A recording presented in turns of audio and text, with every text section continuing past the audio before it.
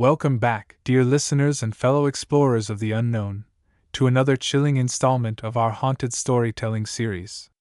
Tonight, we begin a brand new journey into one of the most terrifying locations in Cottage Grove, Oregon, a place where history, mystery, and the supernatural converge in ways that will leave you questioning what lurks just beyond the veil of reality.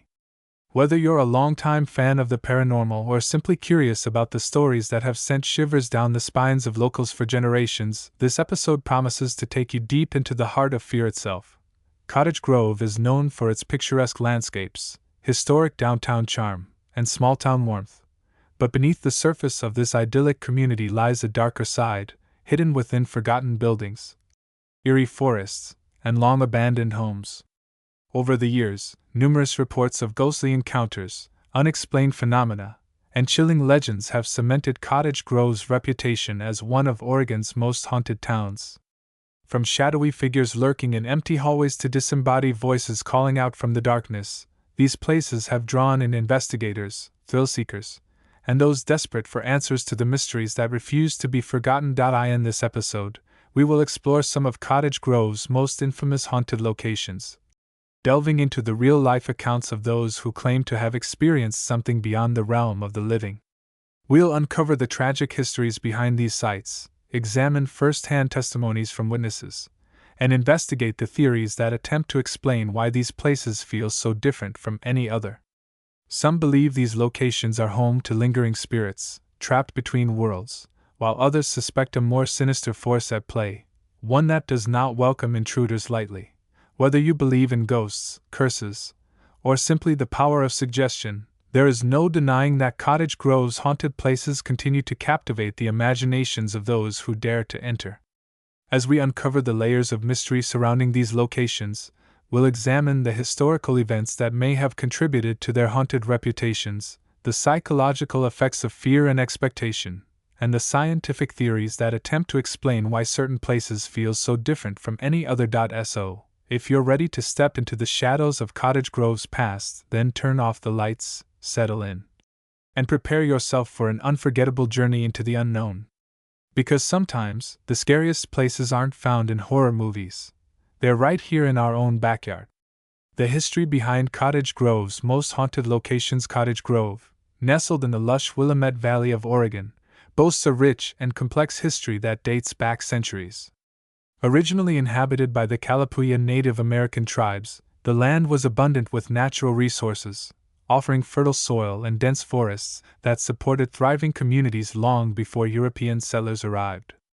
However, with the westward expansion of the 19th century came displacement, conflict, and tragedy, events that would leave lasting scars on the region.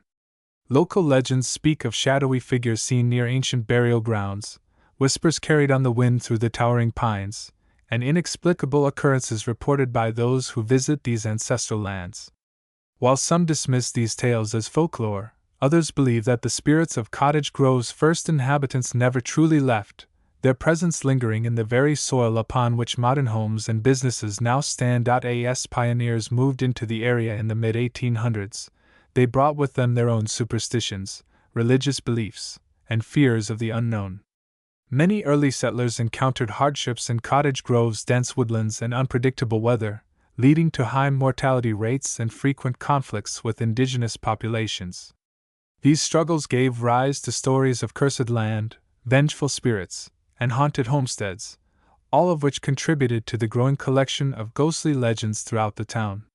The construction of railroads and logging operations in the late 19th and early 20th centuries also played a significant role in shaping Cottage Grove's haunted legacy, as thousands of workers, many of them immigrants, died under dangerous conditions. Some believe that the souls of these laborers still wander along old railway lines and forest trails, unable to move on from the suffering they endured. By the early 20th century, Cottage Grove had become a hub for timber production, with sawmills and company towns sprouting up across the landscape. However, this industrial growth came at a cost. Factories, mills, and even early medical facilities were often plagued by poor working conditions, patient mistreatment, and unsolved murders. Abandoned buildings from this era, particularly old mill houses and shuttered hospitals, have since gained reputations as hotspots for paranormal activity. One of the most infamous examples is the abandoned Cottage Grove sawmill, once a bustling center of industry but now a decaying relic of the past. Visitors claim to hear disembodied voices echoing through its empty halls, see apparitions of former workers wandering the grounds, and experience sudden drops in temperature in areas where no mechanical explanation can be found. Beyond industrial structures, Cottage Grove's natural landscapes have also played a role in shaping its haunted reputation. The Roe River, which flows through the outskirts of town, has long been associated with ghost stories and mysterious disappearances. Legends tell of phantom steamboats drifting silently through the fog, carrying lost souls from the past, while others speak of spectral figures appearing along riverbanks, staring into the water as if searching for something they lost. In the nearby Hendricks Park, local lore speaks of unseen forces pulling people toward the deeper woods, and visions of a woman in white walking among the trees before vanishing into thin air. As the years have passed, Cottage Grove's haunted locations have only grown in popularity, drawing both skeptics and believers to explore their eerie histories. With the rise of paranormal investigation groups and the widespread availability of digital recording equipment, reports of ghostly encounters have increased, fueling public fascination with the unknown. Whether one believes in spirits, residual energy, or psychological phenomena, one thing remains certain: Cottage Grove's haunted places continue to captivate the imagination, ensuring that their stories endure for generations to come. The haunting of the old Miller House, Cottage Grove, Oregon. Nestled on the outskirts of Cottage Grove, the old Miller House stands as a grand yet crumbling testament to the town's early 20th century architecture. Built in 1912, this stately two-story home was once the pride of the Miller family, prominent timber barons who helped shape the economic landscape of the region. With its wide front porch, intricate woodwork, and sweeping staircases, the house exuded elegance and prosperity. However, beneath its polished exterior lies a history steeped in tragedy, death, and inexplicable occurrences that have earned it a place among Oregon's most haunted locations. The haunting of the old Miller House is believed to have begun in the early 1930s, when Eleanor Miller, the matriarch of the family, died under mysterious circumstances. According to local legend, Eleanor was a reclusive woman who spent much of her life confined to the upstairs bedroom, rarely seen by neighbors or even members of her own household. She was known for hosting seances, inviting spiritualists and mystics into the mansion in search of communication with the dead. On one fateful night in 1933, she was found dead in her room, seated upright in a chair with her hands folded neatly in her lap. Her expression was serene, but her eyes were wide open, locked in an eternal gaze toward the window overlooking the garden. Though the official cause of death was listed as heart failure, rumors swirled that she had summoned something unnatural, something that refused to leave with her passing. Since then, countless visitors and caretakers have reported unsettling experiences tied to the house. Many describe an overwhelming sense of sadness permeating the air, as if the building itself mourns Eleanor's disappearance. Some have claimed to see a woman in a flowing black gown standing near the second-floor windows, staring out into the distance, as if waiting for someone who never arrives. Others report hearing faint lullabies drifting through the halls late at night, though no source for the sound has ever been identified. Perhaps the most chilling account comes from a group of paranormal investigators who visited the house in the late 1990s. As they conducted an EVP, electronic voice phenomenon, session in the master bedroom, one of the audio recorders captured a voice speaking in perfect 1920s-era English. "He should not have let them in." When analyzed, researchers interpreted the phrase as a reference to the seances Eleanor hosted before her death, suggesting that whatever she had summoned may still linger within the walls of the old Miller House. Paranormal investigators have documented strange fluctuations in electromagnetic fields, cold spots that appear without warning, and faint whispers heard in empty rooms. Some researchers suggest that the house's history of grief and obsession has imprinted onto the environment, creating a residual haunting, a phenomenon in which past events replay themselves without conscious awareness from the spirits involved. Others believe that Eleanor's spirit remains bound to the house, forever watching, forever waiting. Despite its haunted reputation, the old Miller House remains privately owned, and is occasionally open to the public for special tours. Those who enter often describe feeling an immediate shift in atmosphere, as if unseen eyes follow their every movement. Whether these experiences are the result of genuine paranormal activity or the power of suggestion, one thing is certain: the old Miller house continues to captivate and terrify those who dare to walk its creaking floors, ensuring that the echoes of its past remain alive for generations to come. The disappearance of Megan LeClaire, Cottage Grove, Oregon. On a quiet evening in October 2003, Megan LeClaire, a 22-year-old college student attending Lane Community College, vanished without a trace. Last seen leaving a campus library around 9 p.m., Megan had told friends she was heading back to her apartment, located just a short walk away.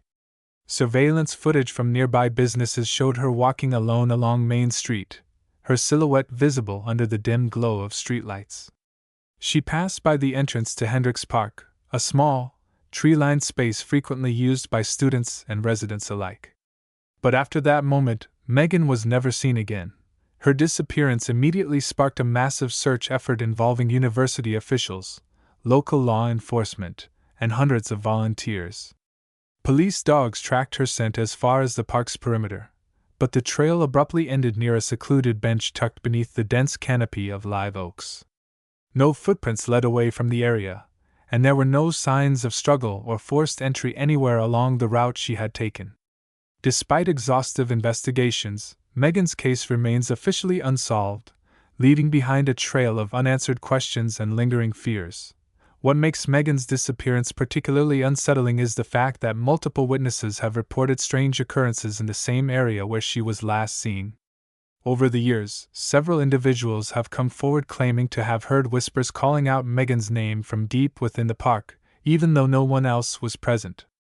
Others describe seeing a lone figure walking along the trails late at night, only to vanish when approached. Some joggers have reported feeling an overwhelming sense of dread when passing through the northern section of the park, as if they were being watched by something unseen. One of the most chilling accounts comes from a group of students who ventured into the park during a campus Halloween event in 2010. Armed with flashlights and determined to test the urban legends surrounding Megan's disappearance, they set out to retrace her final steps. As they reached the wooded area near the northern trail, one of them noticed a flickering light emanating from deeper within the trees. Thinking it might be another group of students playing pranks, they called out, asking if everything was okay. There was no response. When they cautiously stepped closer, the light vanished, and the forest fell into an oppressive silence. Moments later, one of the students claimed to hear a soft whisper directly in his ear. "Help me!" Paranormal investigators have visited the site multiple times, documenting unusual electromagnetic field fluctuations and faint voices captured on audio recordings, some of which appear to repeat Megan's name. While skeptics argue that these findings could be attributed to environmental factors or psychological suggestion, believers insist that Megan's spirit remains trapped in the very place where she vanished, desperately trying to communicate with the living. To this day, the northern section of Hendricks Park remains a source of unease for many locals. Some avoid the area entirely, convinced that something unnatural took Megan that night, and may still be waiting for the next unsuspecting visitor. The Shadow Man of the Northern Trail. Among the many chilling accounts tied to the disappearance of Megan LeClaire in Cottage Grove, few are as consistently reported, or as deeply unsettling, as the legend of the Shadow Man of the Northern Trail. Described by multiple witnesses as a tall, featureless figure cloaked in darkness, this entity is said to appear exclusively along the northeastern portion of Hendricks Park, where the tree line thickens and the paved paths give way to uneven dirt trails. Unlike traditional ghostly apparitions, the Shadow Man does not seem to possess a physical form. He appears as a silhouette, darker than the surrounding night, shifting unnaturally as if he is not entirely bound by the laws of physics. The earliest reports of the Shadow Man date back to the 1960s, when the park was still a popular hangout for local teenagers. Many of these youths dismissed the sightings as tricks of the light or exaggerated stories meant to scare younger kids. However, as the number of encounters grew, so did the level of detail provided by witnesses. Those who claimed to have seen the Shadow Man describe an overwhelming sense of dread washing over them the moment they laid eyes on him. Some say they felt physically paralyzed, unable to move or scream as the figure loomed silently in the distance. Others recall hearing low, guttural breathing, though no source for the sound could be identified. One of the most well-documented encounters occurred in the mid-1990s, when a group of high school students decided to test the legend by exploring the Northern Trail after dark. Armed with flashlights and a video camera, they set out determined to debunk the myth. According to their footage, which was later reviewed by paranormal investigators, nothing unusual appeared on camera until roughly 20 minutes into the recording. At that point, the group's leader, Jason Mendoza, suddenly froze mid-step, his flashlight shaking in his hands. The others turned to see what had startled him and immediately felt the same wave of terror. Off in the distance, partially obscured by the trees, stood the unmistakable outline of a tall, humanoid figure. Its shape seemed to flicker, as if it were both solid and translucent at the same time. The group attempted to shine their flashlights directly at the figure, but the beams scattered upon contact, illuminating nothing but the empty trail ahead. Jason, visibly shaken, tried to call out, asking who was there, but received no response. Instead, the figure took a single step forward, its movements slow, deliberate, and eerily fluid. At that moment, the video feed cut out completely, leaving only static on the screen. When the group finally regained their composure, they realized they had fled the scene without realizing it. None of them could remember running, nor could they explain how they had managed to navigate the trail in the dark. Since then, dozens of additional sightings have been reported, each bearing striking similarities to the original accounts. Some witnesses claim the shadow man watches them from a distance, never advancing unless provoked. Others insist that he follows them for short distances before vanishing without a trace. A few have even described experiencing temporary memory loss after their encounters, unable to recall exactly what transpired during the moments they were under his gaze. The Cursed Playground, Cottage Grove, Oregon. Deep within the outskirts of Cottage Grove, Oregon, lies a forgotten playground nestled in the corner of an abandoned community park. Once a bustling space filled with laughter and the sounds of children at play, the playground has fallen into disrepair over the years, its swings creaking in the wind and its slide rusted from exposure to the elements. The wooden structures, once painted in bright colors, have faded to a dull gray, and the rubberized flooring beneath them has cracked and crumbled. But beyond its physical deterioration, locals whisper that this playground is the site of something far more sinister, a place where the echoes of tragedy refuse to fade. According to legend, the playground was the scene of a devastating accident in the early 1980s, when a young boy named Ethan Ramirez tragically lost his life under mysterious circumstances. Ethan, who was only 6 years old at the time, had been playing on the swings with his friends when he suddenly let go and landed awkwardly on the ground below. Witnesses claim he suffered a severe head injury and was rushed to the hospital, but despite emergency efforts, he succumbed to his wounds within hours. However, conflicting accounts of the event exist. Some say Ethan had been pushed, others insist he simply lost his grip, and a few even suggest that something unnatural was involved. What makes the playground truly unsettling is the sheer volume of strange occurrences reported by those who have visited the area. Parents who bring their children to the park often notice that the swings move on their own, even when no one is pushing them. Some have reported hearing the faint sound of children laughing or calling out names, only to look around and find that no one else is present. Others claim that their children refuse to play in that particular area, citing an inexplicable sense of discomfort or fear. One of the most chilling and widely reported paranormal events associated with the abandoned playground in Cottage Grove, Oregon, occurred on the night of October 8, 2014, during a rare total lunar eclipse, often referred to as a blood moon, due to its reddish hue. That evening, a group of amateur paranormal investigators, accompanied by a small crew of YouTubers and thrill-seekers, decided to conduct a live-streamed investigation at the site, hoping to capture evidence of the supernatural. What they experienced that night would leave them shaken, spark widespread online discussion, and further cement the playground's reputation as one of the most haunted locations in the region. At approximately 7:30 p.m., as the lunar eclipse began to take effect, the group reported a sudden and dramatic drop in temperature, what had been a relatively mild evening turned unexpectedly frigid within minutes. Team members described an overwhelming sense of unease settling over them, an almost palpable pressure in the air that made it difficult to breathe normally. Then, just as the blood moon reached its peak, something extraordinary happened. According to multiple testimonies and footage captured during the live stream, the group's night vision cameras began picking up faint, human-like silhouettes emerging from the tree line. These figures appeared as dark, indistinct shapes, moving slowly and deliberately toward the investigators' position. At first, the team assumed it was a trick of the light or perhaps stray animals wandering through the park.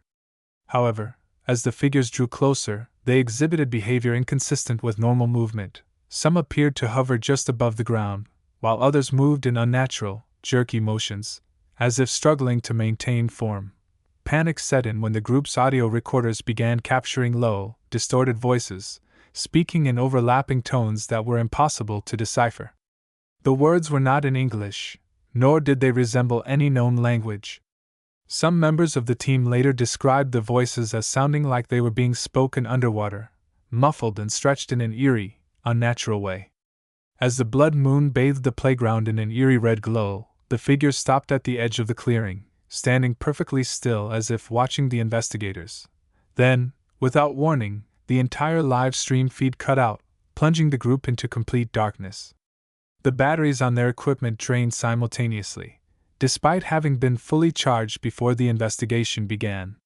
In the sudden blackness, the team members reported hearing a loud, guttural growl, not from any animal they recognized, but something deeper, more primal. Some swore they felt cold fingers brush against their skin, though no one was close enough to touch them.